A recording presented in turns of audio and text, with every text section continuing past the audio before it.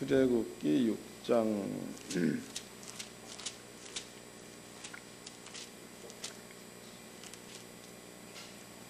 1절서부터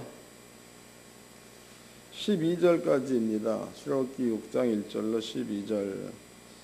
다 같이 한 목소리로 합독하도록 하겠습니다. 시작. 여호와께서 모세에게 이르시되 이제 내가 바로에게 하는 일을 내가 보리라. 강한 손을 더함으로 바로가 그들을 보내리라. 강한 손을 더함으로 바로가 그들을 그 땅에서 쫓아내리라. 하나님이 모세에게 말씀하여 가라사대 나는 여호와로라. 내가 아브라함과 이삭과 야곱에게 전능의 하나님으로 나타나셨으나 이제 이름을 여호와로는 그들에게 알리지 아니하였고 가나안 땅과 그들의 우구하는 산에 주기로 그들과 언약하였더니 이제 애굽 사람들이 종일 삼은 이스라엘 자손의 신음을 듣고 나의 언약을 기억하노라. 그러므로 이스라엘 자손에게 말하기를 나는 여호와라. 내가 애굽 사람의 무거운 짐 밑에서 너희를 빼어내 그 고역에서 너희를 건지며 편 팔과 큰 재앙으로 너희를 구속하여 너희로 내 백성을 삼고 나는 하나님이 되리라. 나는 애굽 사람들의 무거운 짐 밑에서 너희를 빼어낸 너희 하나님 여호와인 줄 너희가 알지니라. 내가 아브라함과 이삭과 야곱에게 주기로 맹세한 땅으로 너희를 인도하고 그 땅을 너희에게 주어 기업을 삼게 하리라. 나는 여호와로라 하셨다 하라. 모세가 이같이 이스라엘 자손에게 전하니 그들의 마음의 상함과 역세 혹독함을 인하여 모세를 듣지 아니하였더라. 아멘. 12절까지도 다 같이 시작. 여호와께서 모세에게 일러 가라사대 들어가서 애굽 왕 바로에게 말하여 이스라엘 자손을 그 땅에서 내어 보내게 하라. 모세가 여호와 앞에 고하여 가로되 이스라엘 자손도 나를 듣지 아니했거든 바로가 어찌 나를 들으리까. 나는 입이 둔한 자니이다. 아멘. 출애굽기 6장 1절서부터 12절까지 그 내용은요, 하나님과 이스라엘 민족의 관계가 여기에 기록이 되어져 있죠. 이 부분들을 설명해 드리도록 하겠습니다.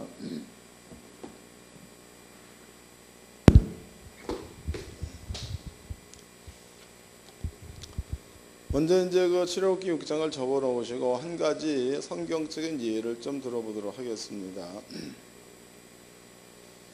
성경적인 예.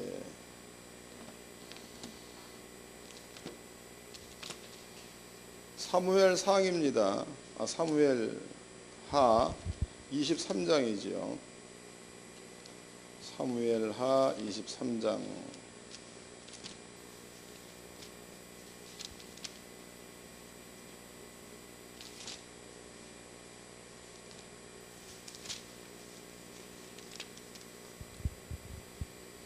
어, 8절서부터 읽겠습니다. 다윗의 용사들의 이름이 이러하니라. 다고몬 사람 요셉 바세벳이라고도 하고 예센 사람 아디노라고도 하는 자는 군장의 두목이라. 저가 한때에 800인을 쳐 죽였더라. 여기 이제 이 다윗의 용사 가운데서 요셉 바세벳이라는 사람이 있고, 그다음에 이제 10절도 보겠습니다. 저가 나가서 손을 피곤에 칼에 붓기까지 블레셋 사람을 치니라. 그날에 여호와께서 크게 이기게 하셨으므로 백성들은 돌아와서 저희의 뒤를 따라가며 노력할 뿐이었더라 해서, 그럼 여기 이제 그 엘르아살이라는 그 사람은 한 명이 블레셋 정군을 맞아 싸웠다라고 기록되어져 있고 여호와께서 이기게 하심으로란 말이 있죠. 그 다음에 그 뒤로는 뭐 전부 다 30명에 관한 이야기를 써놓은 거니까 전부 다 같은 내용입니다. 분명히 그 요셉 바세벳이라는 사람은요, 한 사람이야, 한 명이 800명과 싸웠다. 이게 말이 안 되는 소리죠. 그다음에 또 그 뒤에 나온 엘리에셀이라는 그 사람은요, 한 명이 블레셋 전군과 마저 싸웠다. 이것도 말이 안 되는 소리입니다. 근데 그 뒤에 보니까 여호와께서 저를 도와 이기게 하셨으므로 하나님께서 했기 때문에 그렇다라는 말이 기록되어져 있습니다. 다시 읽어보자고.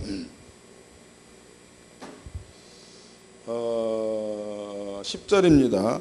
저가 나가 손이 피곤하여 칼에 붓기까지 블레셋 사람을 치니라. 그날에 여호와께서 크게 이기게 하셨으므로 하나님이 도왔다는 거지. 하나님이 싸웠다 그런 뜻입니다.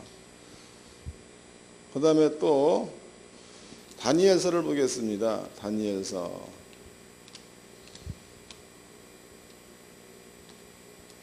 2장입니다.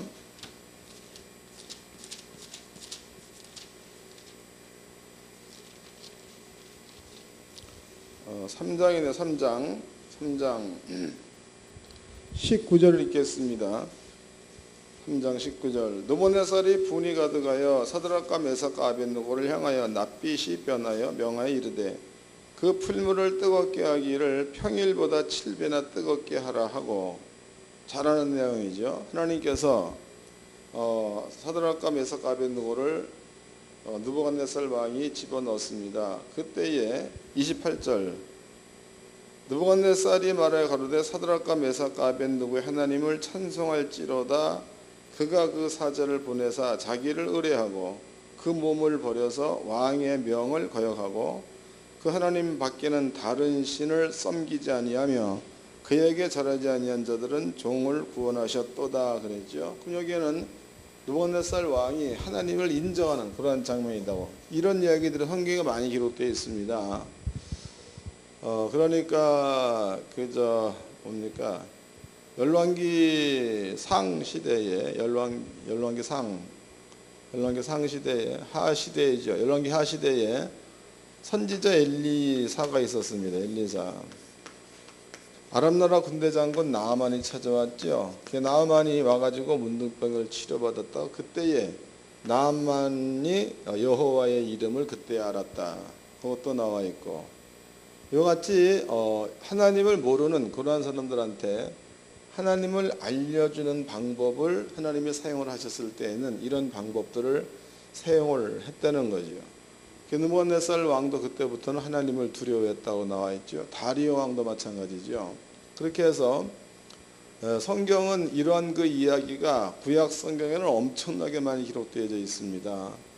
그래서 하나님께서는 당신을 나타내는 방법으로 초자연적인 것들을 보여줌으로써 신임을 증명했다는 거다고. 그냥 한 게 아니고 초자연적인 힘. 그런데 이제 오늘 그 본문의 말씀에 보았더니 거기에 등장하는 인물이 모세가 등장을 합니다. 그 다음에 여호와께서 등장을 하죠. 여호와. 그 다음에 이스라엘 백성들이 등장을 합니다. 백성들. 하나님께서 모세한테 모세야 바로에게로 가라. 가가지고 내 백성을 이끌고 가겠다고 하라. 그 다음에 백성들한테 가라. 백성들한테는 아브라함과 이삭과 야곱과 더불어 맺은 언약을 기억해서 너네들을 젖과 꿀이 흐르는 가나안 땅으로 보내주겠다. 이런 얘기를 하라고 시켰습니다. 그때에 모세의 답변이 너무 재미있죠. 하나님, 당신이 해놓은 말을 백성도 안 믿는데 바로한테 얘기한다고 믿겠습니까? 그 얘기죠. 하나님은 그 얘기를 듣고 그냥 무조건 가라라는 얘기를 했지 어떻게 해주겠다는 말은 없죠. 물론 이제 처음에 모세를 부를 때는 내가 너로 하라는 것을 되게 하겠다 그런 말은 있습니다. 그럼 여기서 우리가 이제 한 가지를 한번 생각해 보도록 하죠. 두 가지지요. 거기 다시 읽어보겠습니다. 출애굽기 6장입니다. 6장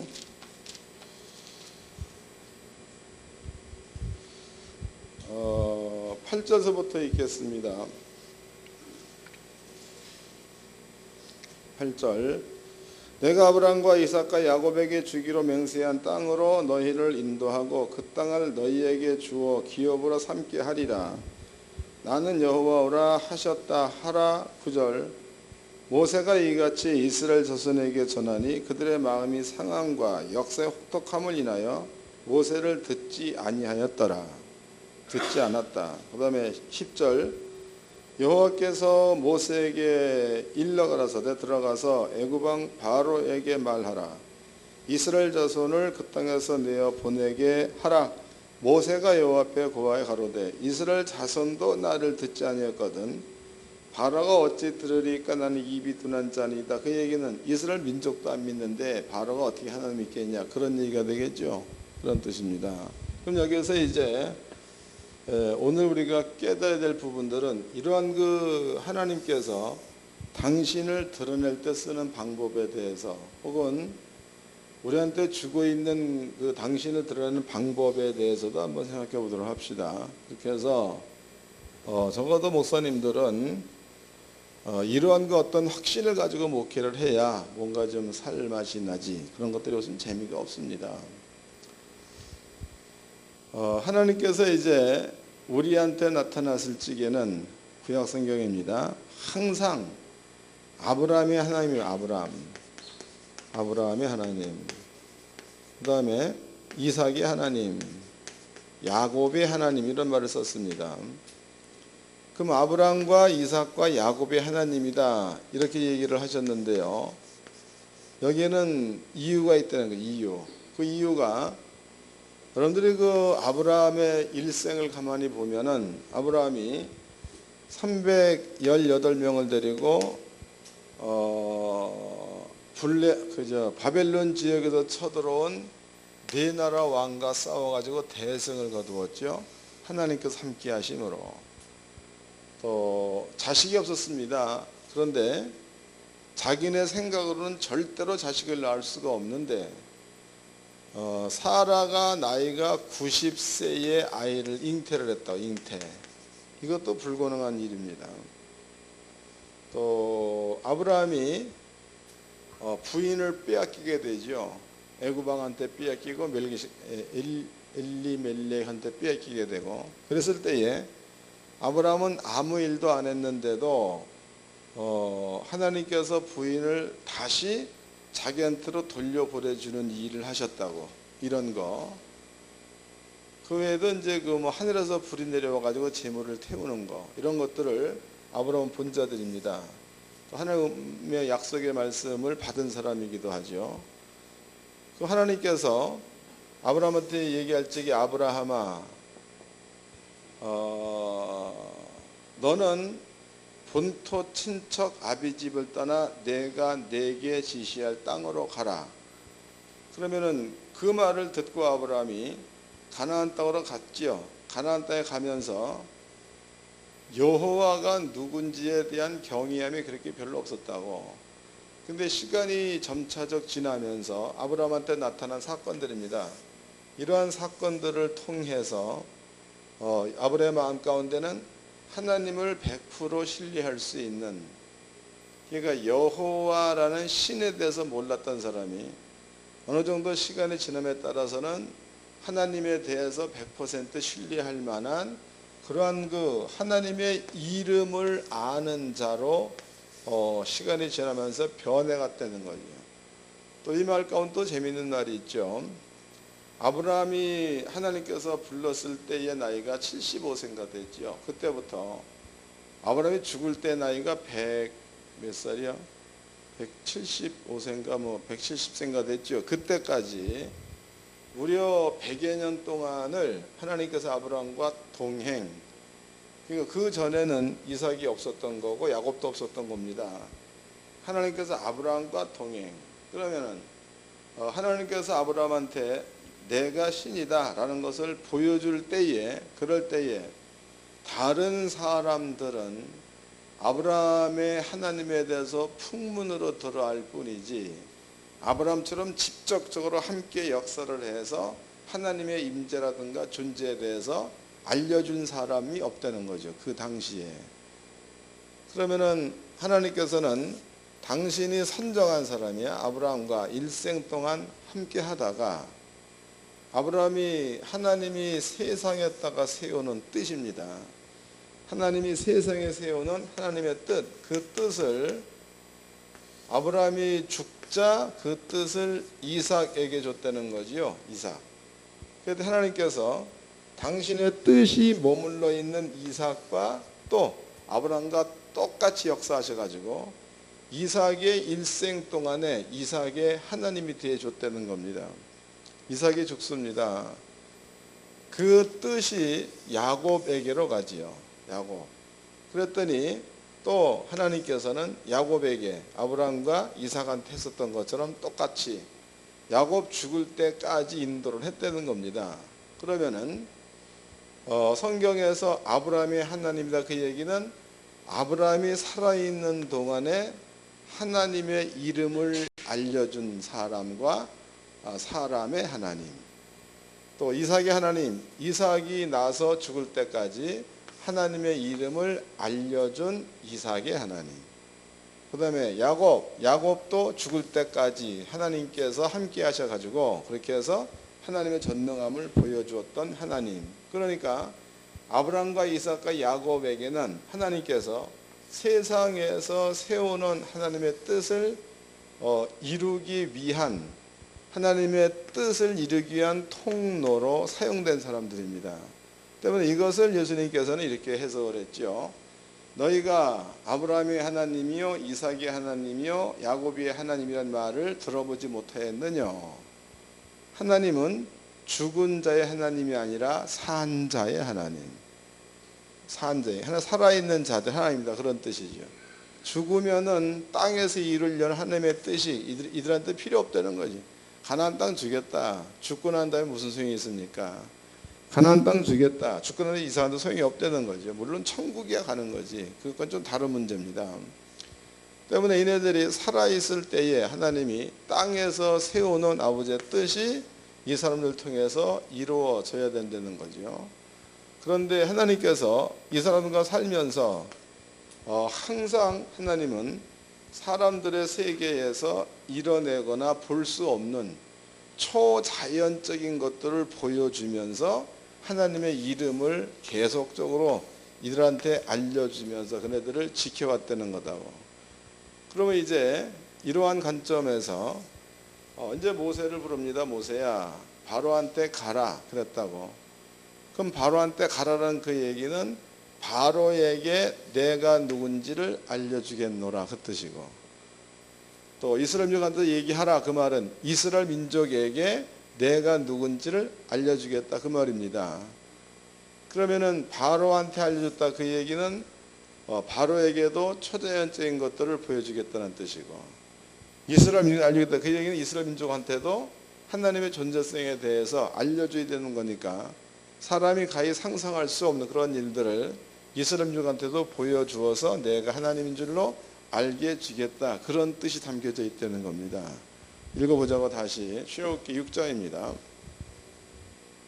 1절서부터 읽겠습니다. 여호와께서 모세에게 이르시되 이제 내가 바로에게 하는 일을 내가 보리라. 강한 손을 도함으로 바로가 그들을 보내리라. 강한 손을 도함으로 바로가 그들을 그때 쫓아내리라 해서, 그러면 이제 바로한테 하나님의 살아계심을 보여준다는 거죠. 강한 손. 거기에는 물론 이제 그 앞으로 있어야 될 10가지 그 재앙을 내리는 일이 다 포함되어 있는 겁니다. 2절입니다. 하나님이 모세에게 말씀해 가라사대 나는 여호와로라. 내가 아브라함과 이삭과 야곱에게 전능하신 하나님으로 나타났으나, 그 다음에 나의 이름을 여호와로는 그들에게 알리지 아니하였고 가나안 땅 곧 그들의 우고하는 땅을 주기로 그들과 언약하였더니 이제 애굽 사람의 종을 삼은 이스라엘 자손의 신음을 듣고 나의 언약을 기억하였노라. 그러므로 이스라엘 자손에게 말하기를 나는 여호와라. 내가 애굽 사람의 무거운 짐 밑에서 너를 떼어내며 그 고역에서 너희를 건지며 편팔과 큰 재앙으로 너희를 구속하여 너희로 내 백성을 삼고 나는 내 하나님이 되리니 나는 애굽 사람의 무거운 짐 밑에서 너희를 빼어낸 너희의 하나님 여호와인 줄 너희가 알리라. 그러니까 아버지가 하는 일은 하나님을 알려주겠다는 거죠. 이해되셨죠? 우리가 읽어본 내용이다고. 그러니까 여러분들 앞에 설명해 드린 게 구약 성경에 이제 여러 사람들 아까 이제 그 다윗의 용사들이라든가 설명을 해드렸습니다. 거기에는 사람으로서는 상상할 수 없는 하나님의 절대적인 힘, 전능이죠. 전능함을 나타내 보여줌으로써 하나님이 있다는 것을 알렸다는 겁니다. 또 이제 하나님께서 아브라함과 이삭과 야곱과 함께 하셔가지고 그들한테 당신이 있다는 것을 알려줬다는 거죠. 이런 것처럼 내가 바로에게도 내가 있다는 것을 알려주겠다. 또 내가 이스라엘 백성들한테도 내가 너네 하나님이라는 것을 알려주겠다로 모세한테 선언을 한 겁니다. 그럼 알려내는 방법으로 보니까 그렇더라고. 하나님께서 바로에게도 백성들한테도 그런 방법을 써서 당신의 전능함을 표현해내겠다, 그런 뜻이 되겠죠. 그런 얘기도 하고. 너무 쉬운 거지 이게. 우리는 몰라, 이스라엘 민족은 모른다. 그러나 하나님이 이미 그런 뜻을 세웠다는 겁니다. 이걸 기억해 놓으세요. 그 다음에 이제 이사야서를 보겠습니다. 이사야서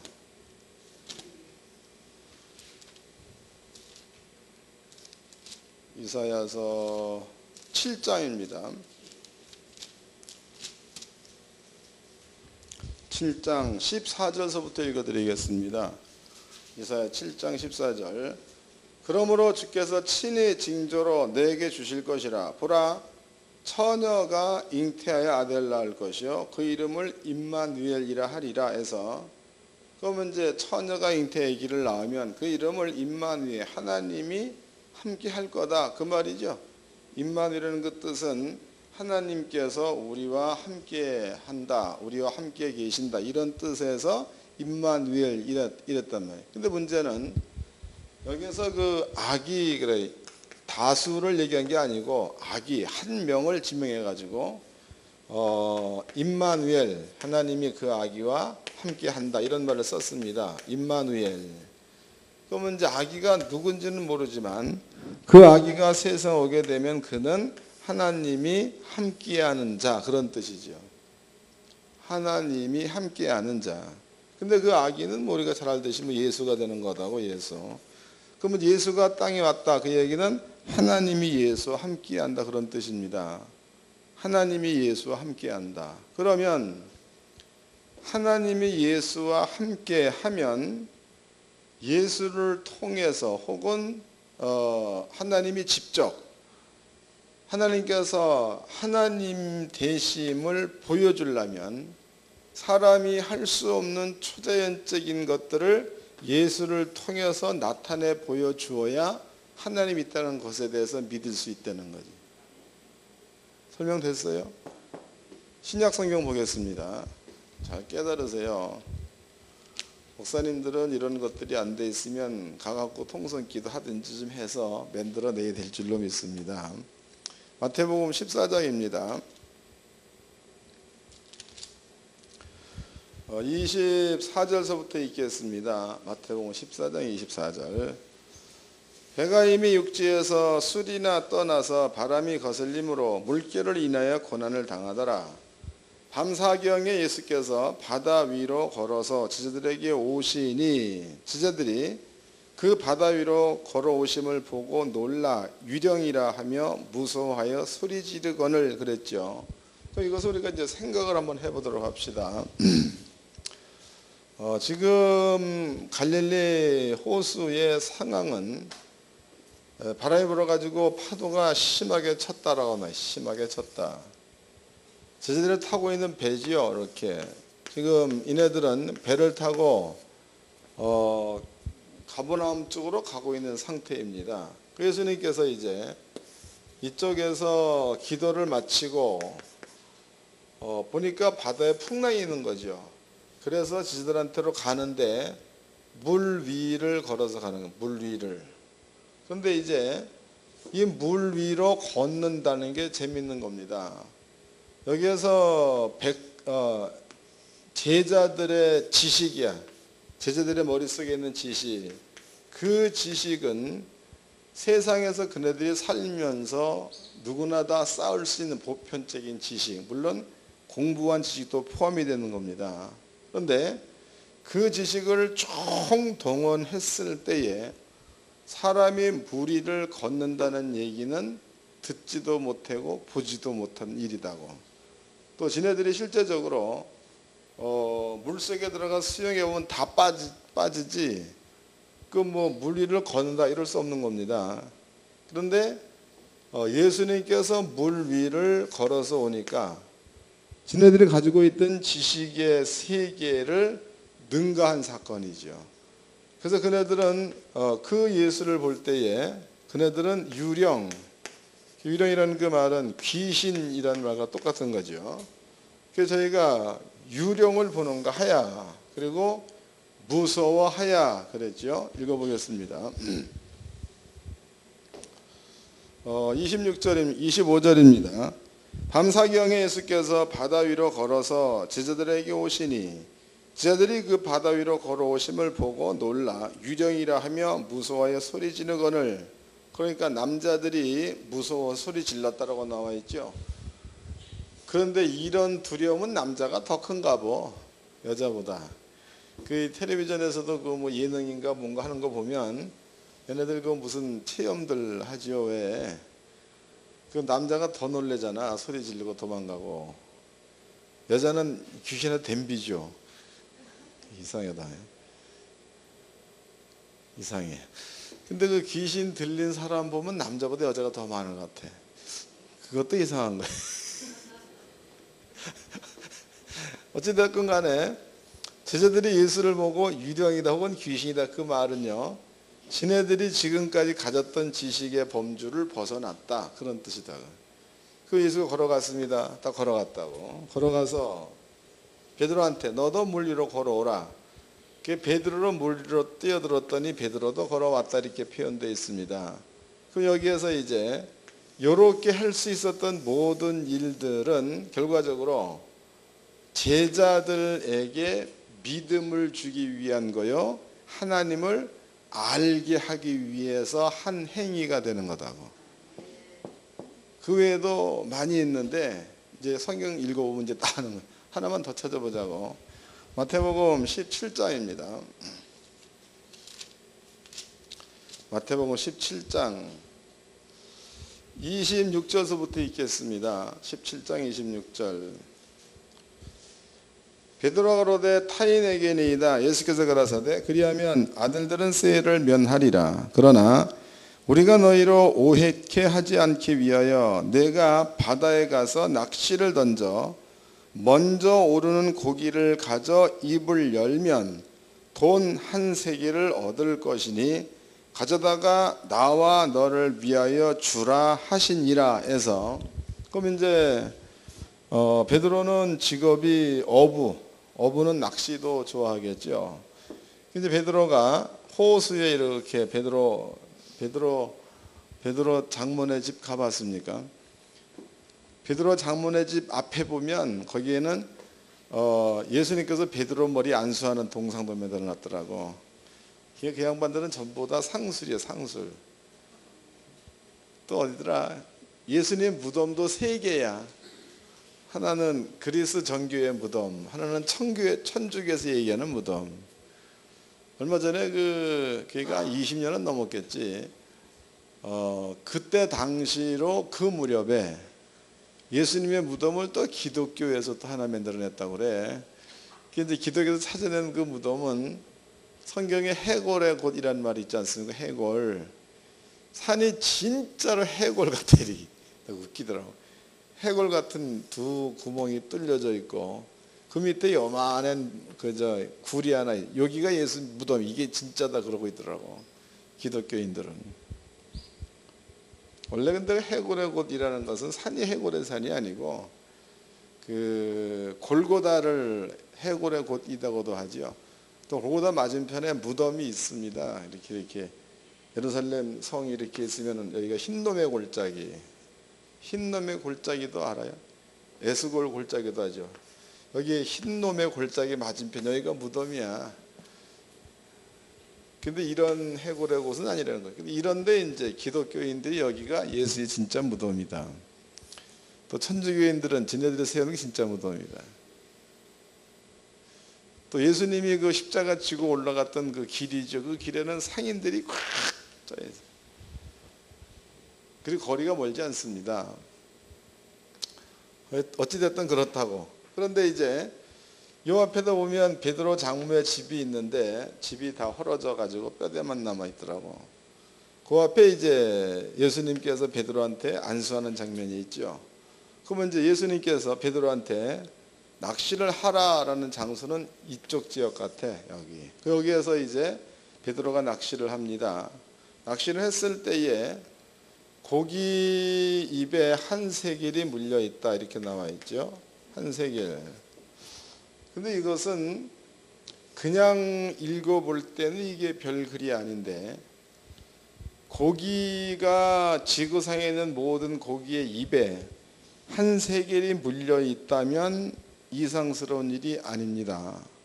그러나 모든 고기한테 없는 한 세겔이 이 고기에만 있다는 것은 이상스러운 일이라고. 생각을 조금 하니까 이상스러운 일로 보이죠. 그냥 읽으면 안 보이는 거예요. 그냥 그런가 보다. 그런데 문제는 예수님께서 베드로한테 베드로야 가장 먼저 올라온 고기에 한 세겔이 있을 것이니 그랬으니까 계획됐다는 거지. 맞지요? 읽어보자고 다시. 계획. 26절입니다. 베드로가 가로되 타인에게니이다. 예수께서 가라사대 그러면 아들은 쇠를 면하리라. 그러나 우리가 저희로 오해케 하지 않기 위하여 내가 바다에 가서 낚시를 던져 먼저 오르는 고기를 가져 입을 열면 돈 한 세겔을 얻을 것이니. 그랬으니까 계획된 거라는 거예요. 계획. 그러니까 예수님께서 베드로야 바다에 가서 낚시를 해라. 그리고 이제 고기를 잡아라. 거기에 한 세겔이 물려 있을 거다. 그 얘기는 이미 예수님의 생각 가운데는 이게 계획이 됐다는 거죠. 계획이 됐다. 그리고 이 얘기가 떨어질 때서부터 세우는 계획은 실행 시점이라고. 그러면 이제 물속에 있는 고기가 한 세겔을 물고 베드로가 내려온 낚싯바늘을 물어 주었다가 맞죠. 입속에 한 세겔을 물고 있는 고기가 베드로의 낚싯바늘을 물어 주었다. 그래서 자세히 이 얘기하기 전에는 잘 몰랐는데 자세히 얘기하니까 이것도 신비스러운 일이죠. 이런 것들이 임마누엘, 예수님께서 하나님과 함께 하실 때에 제자들에게도 다른 모든 사람들한테도 하나님의 살아계심을 초자연적인 것들을 보여줌으로써 하나님의 살아계심을 알리는 역할을 당시에 예수가 했다는 거다고. 읽어보겠습니다. 요한복음입니다. 10장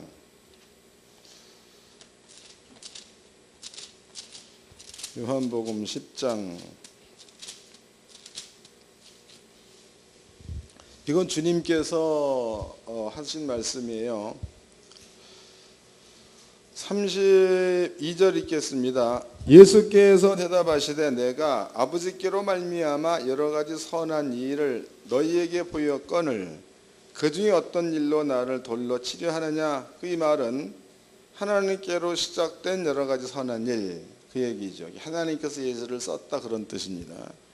그 뒷절도 보겠습니다.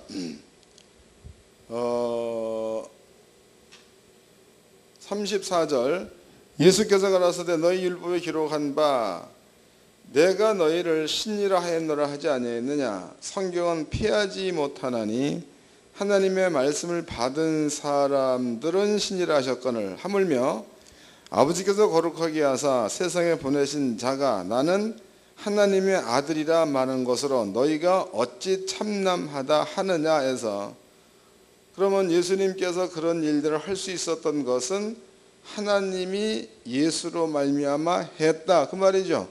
아버지께로 말미암아 여러 가지 선한 일 그랬으니까. 38절 아주 중요하죠.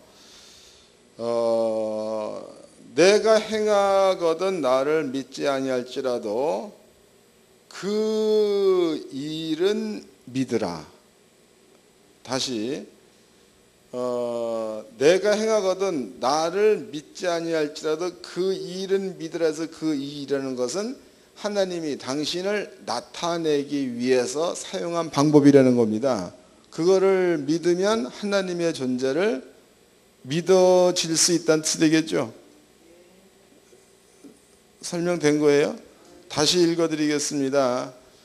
내가 구창께 자꾸 다시 읽어드리는 이유가 있어요. 그 이유가 뭐냐면 하나님 말씀을 다 알아 모르는 게 아니고 지금 이것도 다 아는 내용이다고. 다 아는데 실제적으로 생활 가운데 뛰어들어서 보면 몰라.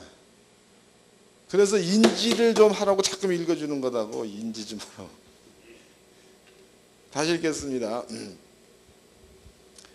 37절입니다. 만일 내가 내 아버지의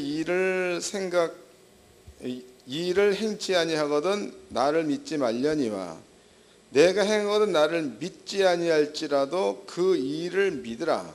그러면 너희가 아버지께서 내 안에 계시고 내가 아버지 안에 있음을 깨달아 알리라 하신대. 그랬으니까 하나님을 알려면은 나타난 이 일을 보면 하나님을 알 수 있다는 거죠.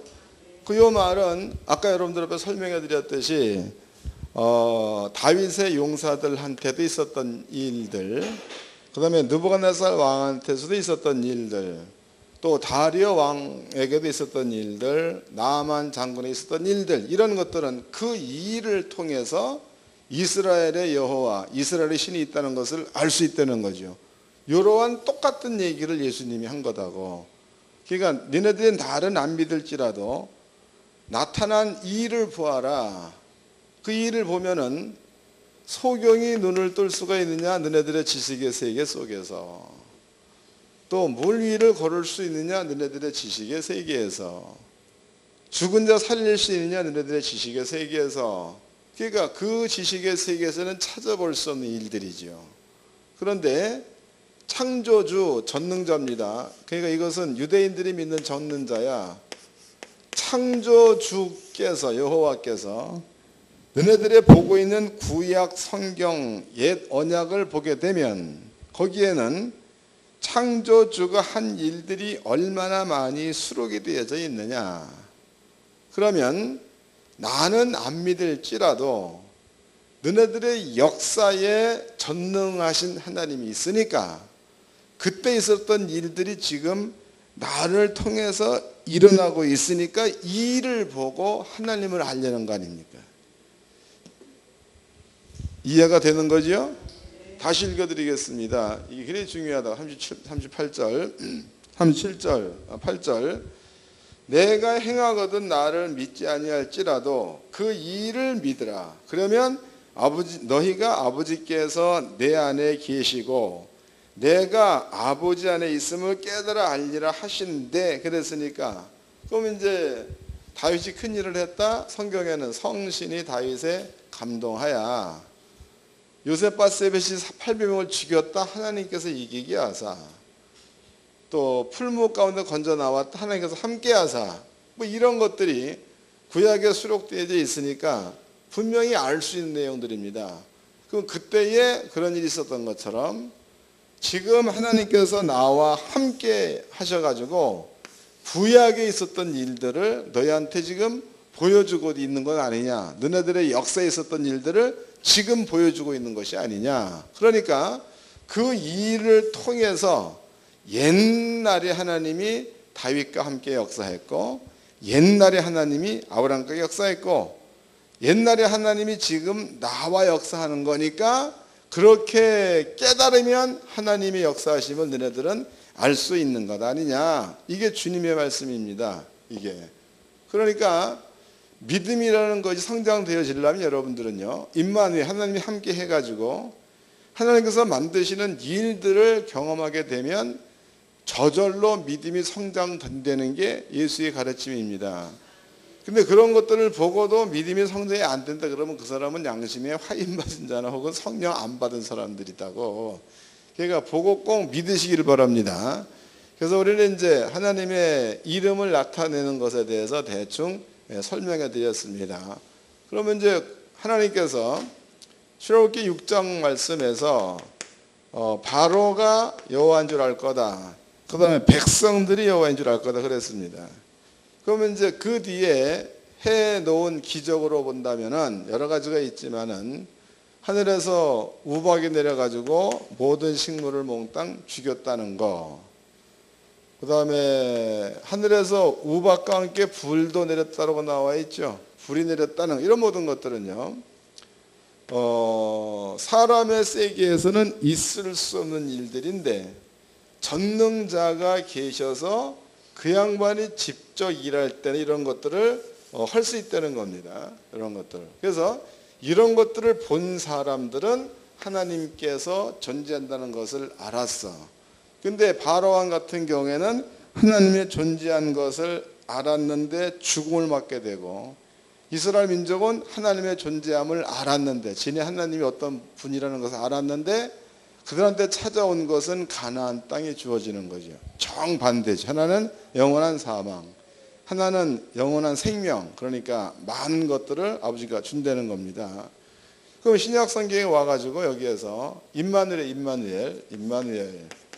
그 임마누엘이라는 그 말이 예수님에게만 적용됐었던 그 말이 성령께서 우리한테 올 때에 이 말이 함께 적용됐다는 겁니다. 이 말이 임마누엘. 읽어보겠습니다. 요한복음 17장입니다. 요한복음 17장 20절서부터 읽겠습니다. 요한복음 17장 20절. 내가 비옵는 것은 이 사람들만 위함이 아니요 또 저희 말을 인하여 나를 믿는 사람들도 위함이니, 아버지께서 내 안에 내가 아버지 안에 있는 것을 너희가 있는 같이 저희도 다 하나가 되어 우리 안에 있게 하사 세상으로 아버지께서 나를 보내신 것을 믿게 하옵소서. 이 재미있는 말이죠. 그게 지금 예수님께서 이제 그 십자가의 죽음을 앞두고 마지막으로 아버지 앞에 기도한 내용입니다. 그 기도의 내용이 이 말은 12명의 제자들에게만 국한된 말이 아니고 그네들의 말을 믿고 예수를 믿는 자들에게도 주고 있는 말이다. 그 다음에 쓰는 말이 아버지께서 예수님 안에, 예수님이 아버지 안에 있는 것처럼 우리도 다 하나가 되어서, 성도들도 하나가 되어서 아버지와 그 다음에 예수님과 함께 하게 하소서 이랬죠. 그 다음에 쓰는 말이 이렇게 하셔서 아버지가 예수를 세상에 보냈다는 사실을 알게 하소서란 말을 썼다고. 읽어보겠습니다. 21절입니다. 아버지께서 내 안에 내가 아버지 안에 있는 것 같이 저희도 다 하나가 되어 우리 안에 있게 하사 세상으로 아버지께서 나를 보내신 것을 믿게 하옵소서 그랬으니까, 그럼 여기 이제 아버지께서 예수를 세상에 보낼 때에 그냥 간 게 아니고 아버지께서 예수와 함께 하셔서 세상에 온 겁니다. 그랬더니 예수의 33년의 생애 가운데는 엄청난 이런 초자연적인 기적을 많이 만들어냈다는 거죠. 그 다음에 이제는 아버지와 예수님 안에 저희도 들어오게 하라. 그래서 저희로 하여금 아버지가 예수를 세상에 보냈다는 사실을 믿게 하소서라는 얘기를 썼습니다. 그럼 이제부터는 기적을 나타낼 주범이 예수가 되는 거예요? 우리가 되는 거예요? 그 예수는 이제 가버렸으니까 우리가 되는 거죠? 예. 이게 예수가 해놓은 말씀이라고. 여러분들의 속에 아버지와 예수가 있다, 혹은 우리가 아버지 예수에게 들어갔다 그러면 이제부터는 사람의 지식의 세계 속에서 나타날 수 없는 일들을 나타나게 할 수 있는 방법을 이제는 아버지께서 우리를 선택을 했다는 겁니다. 그런데 그 선택은 아버지도 예수님도 함께한 선택이고, 그 선택은 아버지와 예수님이 우리와 함께 있어서 우리를 쓰는 것이 되는 거니까, 여러분들은 예수가 올 때는 예수 안에 아버지만 있었던 거죠. 우리 속에는 아버지와 예수 함께 있는 거니까 능력이 커져야 돼, 작아져야 돼.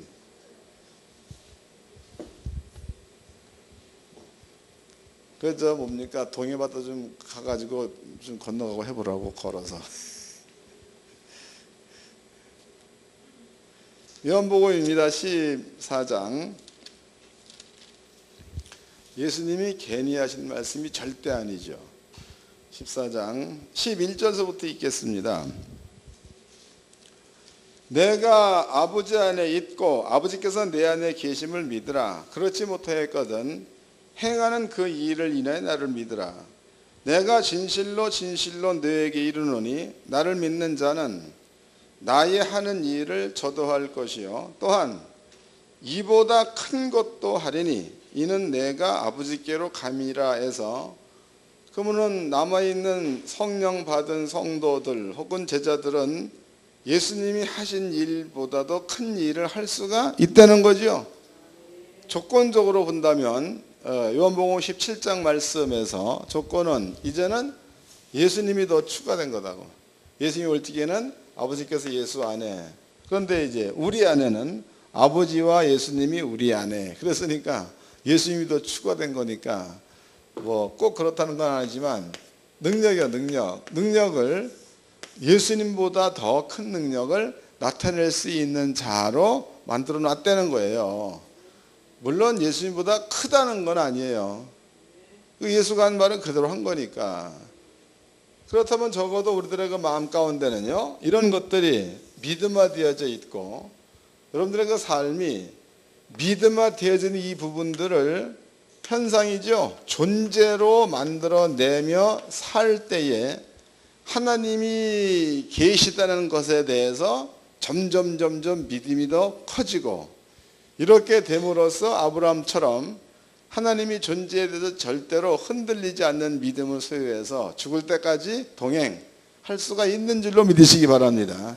하나님께서 당신의 이름을 나타내는 데는 꼭 구약성경 전체를 다 들어가지고 이렇게 초자연적인 것들을 나타내 보여줌으로써 하나님의 존재를 알렸다는 거다고.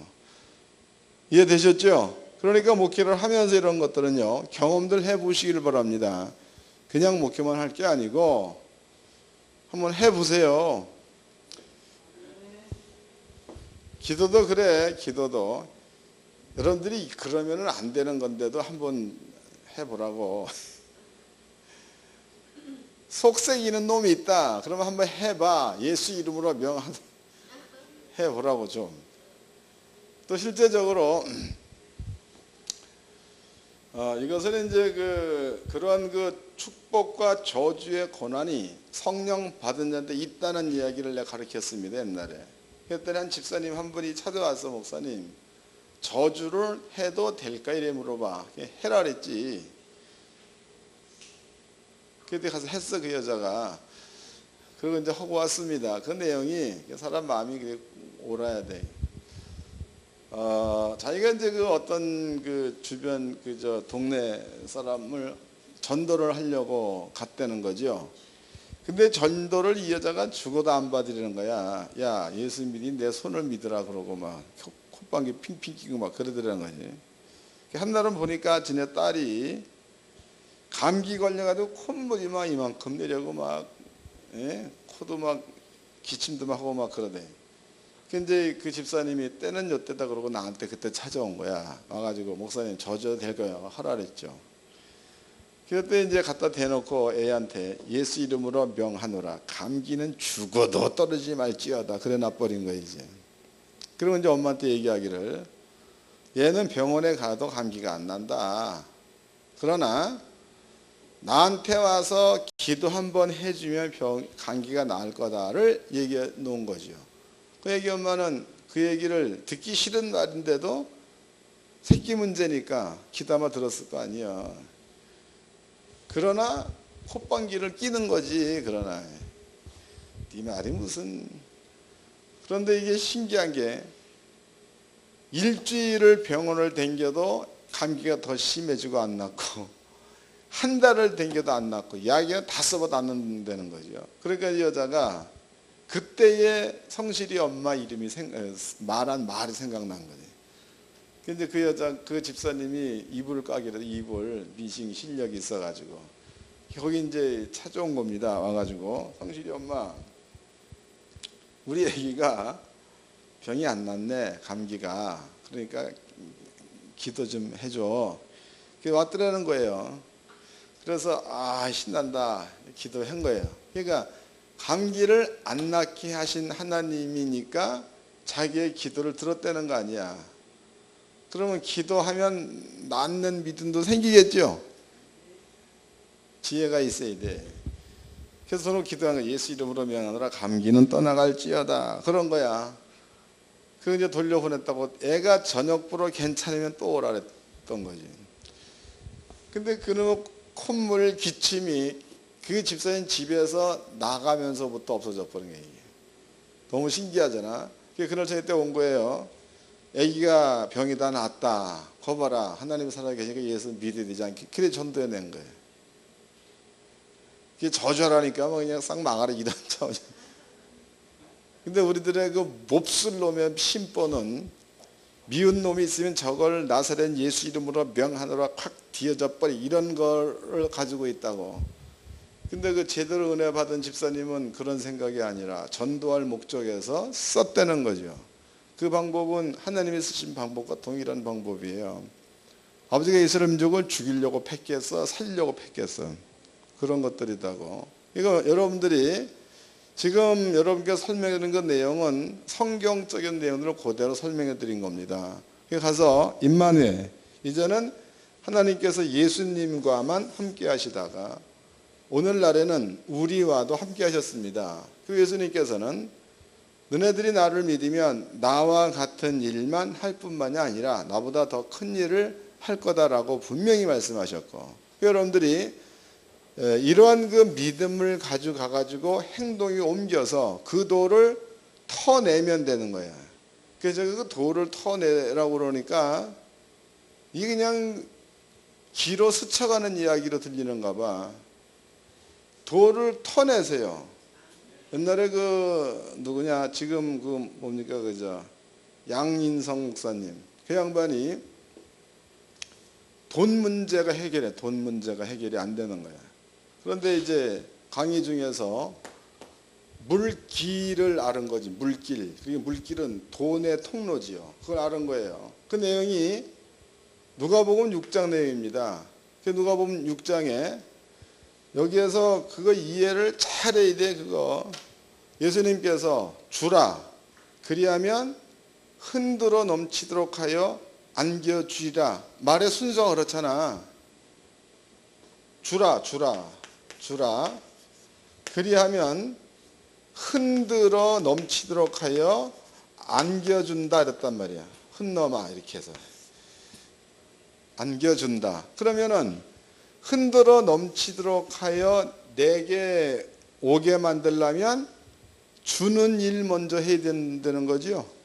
주는 일을 먼저 하면 그러면은 예수님께서 한 말이니까 흔들어 넘치도록 하여 안겨주는 것을 아버지가 한다는 거다고. 그 다음에 그 뒤에 쓴 말이 뭐예요? 너희의 헤아리는 헤아림으로 너희도 도로받을 것이라는 말을 썼다고. 그러니까 헤아리지 말고 하려는 거다고. 그럼 그 헤아린다는 그 말이 무슨 뜻이냐면 준 것만큼 돌아올 수 있느냐를 계산하는 거다고. 준 것만큼 돌아올 수 있느냐. 감이 잡히나요? 이제는 그 양반 간증을 계속 좀 해보자고. 이제 목사님은요, 이걸 깨달은 거야. 이게 뭔 말인지 깨달은 거야. 이름이 양인성 목사다고. 한날은 나를 초청을 해 거기로 논산으로 갔습니다. 갔더니 하여튼 뭐 소고기 부분에서 최고 좋은 부분. 여러분들 그 소고기 좋은 데는 보통 4, 5만 원 가잖아. 그거를 양껏 갖다가 놓고 그거 이제 시컨 드시다고 해서 먹고 그러면 시골께서 뭔 그런 돈이 있겠어. 한번 먹으면 10만 20만 나오겠지. 그리고 갈 적에는 또 이제 목사님 갈 적에 그냥 가지 말고 꼭 가세요. 그때 이제 교통비까지 넣어서 준단 말이죠. 물론 여러분들이 나한테 한다, 나한테 하는 게 좋아. 왜냐하면 여러분 거를 받아가지고 내가 뭐 좋다 그런 차원을 넘어서 나는 보는 거다고. 그냥 받는 정도로 보는 거야, 보는 거. 그런데 다른 사람한테 하는 것은 내가 못 봐. 그냥 뭐 이렇게 꼭 합니다. 이렇게. 근데 간증이와 저녁 때 되면은 목사님을 위해서 대략 얼마를 썼는데 오늘 들어온 돈이 얼마가 들어왔습니다. 뭘 터득한 거요? 주라. 그리하면 흔들어 넘치도록 하여 안겨주리라를 터득한 거죠. 이게 한 건이야. 다음번에도 해보니까 또 들어오고 그 다음번에 해보니까 또 들어와. 그러면 도 같은 거죠 이제. 그런데 이것을 확실하게 도를 튼 게 아니야 아직까지도. 아니 이제 그때 볼 때에 이 목사님이 그것을 확인하기 위해서 저희때 되면은 자기 친구 목사한테 전화해가지고 저녁 야식 뭐 먹고 싶냐 물어봐서 그냥 장난삼아 뭐 통닭 먹고 싶다. 알았다. 또 너는 뭐 먹고 싶냐? 나 뭐 먹고 싶다. 알았다. 너는 알았다. 저녁 때 요새는 인터넷 그 뭐 이게 좋으니까 전화해가지고 주문한 대로 다 시켜준 게 다 시켜준 거예요. 그러면 그 목사의 마음껏 이게 남아있는 거지. 이게 말씀이니까 너무나 신기한 게 그 다음날 되면 다 들어오는데 넘치도록 들어온다는 거예요. 그럼 이제 돌을 텄어.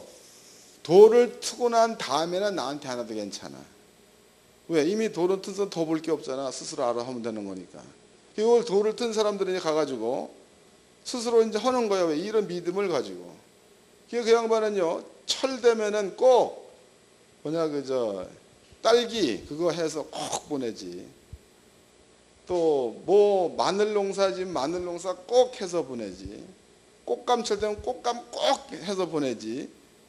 그러면 그 뒤에는 이게 그 마음 가운데 믿음만 되어져 있기 때문에 물론 선생과 제자의 공경도 들어가 있겠지만 여기는 성경 연구원이 그건 뒷전이다고.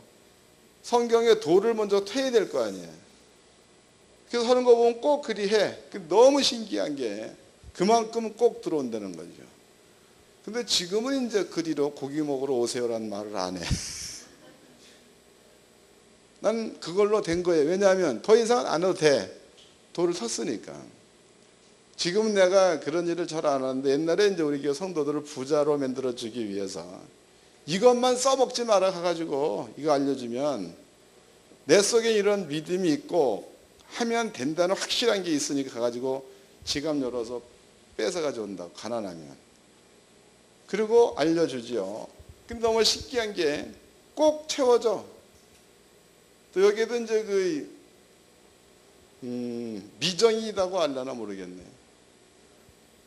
모르지요. 미정이라고 권 전도사님 딸이라고 하나 있다고. 근데 그 아이가 목사한테 꼭 몇 푼 받지도 않는데 시시때때로 용돈 보내지. 그리고 또 커피를 싸놓고 보내. 계속 대놓고 지금 몇 년째 대놓고 있습니다. 그럼 난 주목해 보고 있지 계속. 그런데 올 봄에 와서 간증을 하는데 집을 이사 갈 만한 돈이 없었다는 거죠. 근데 2천인가 얼마인가 들어와 가지고 처소를 좋은 곳으로 갔다 이런 간증을 하더라고. 그 얘기는 뭐예요? 통로를 뚫는 거예요 지금. 통로를. 근데 주의 종들이 받을 줄만 알지 지가 도틀 생각을 안 해. 답답할 노릇이에요. 여기에도 보면은요, 그렇게 하는 사람들은 틀림이 없어. 왜? 말씀을 알고 깨닫기 위해서 하는 것은 목사가 보이지. 근데 도가 트고 나면 안 해도 돼, 나한테. 도 틀 때까지는 하는 게 좋아. 왜? 내 눈앞에 보이면 내가 축복을 빌어주지 저주 빌어주겠습니까? 또 있는데도 내가 아직까지 얘기를 못 하겠어요. 또 있는데도. 그 양반도 하여튼 많고 적고 간에 꼭 보내, 꼭. 근데 대략 내가 알기로 얼마 안 돼서 현금으로다가 3억인가 4억 받았지. 얼마 안 돼서 집 샀지, 차 샀지. 지금도 그 양반은 때 되면 꼭 보내. 그것도 뭐 작은 금액이 아닙니다. 그럼 내가 받아서가 좋은 게 아니야. 더 좋은 것은 그 양반이 도를 터서 하나님의 전능성에 의존한다는 게 좋은 거다. 그 목사는 그거 가르치는 거니까. 그 외에도 몇 사람 더 있습니다. 그거 나중에 또 설명해 드릴게요. 여러분들이 하나님이 함께 한다는 사실을 알았다. 알았으면 말로만 알았다 그러지 말고 제발 좀 도를 트는데 이것 좀 내걸어. 이거 아는 것은 알아놓고 도 트는데 목숨 걸려면 빼고 있잖아. 왜? 지 몸에 조금 뭐가 가니까. 여러분들의 헤아림 손해가 나는 것 같고 또 뭐하면 또 뭐가 마이너스 되는 것 같고 이러니까 스스로들 막아. 스스로 말씀 없는 겁니다. 떠들기는 그냥 떠들기 하나도 없는 거예요. 그러니까 자기 자신만 위해서 쓰는 사람들이지 하나님의 영광을 드러내게 쓰는 사람이 아니다고. 그러니까 여러분들은요 이 말을 잘 이해하셔가지고 오늘 본문의 내용이 그런 거지요. 나는 여호와라. 바로에게 내 이름을 알려주고 나는 여호와라. 이스라엘 백성으로 하여금 나를 알게 하기 위해서 내가 이러이러한 기적을 행하겠노라. 그게 하나님의 뜻이다고. 여러분 잘 깨닫고 꼭 주의 말씀에 도를 트시고 하나님의 살아계심을 먼저 경험하고 다른 사람들한테 그대로 적용시킬 수 있는 이러한 종들이 되기를 주의 이름으로 축원합니다. 옆 사람과 인사 좀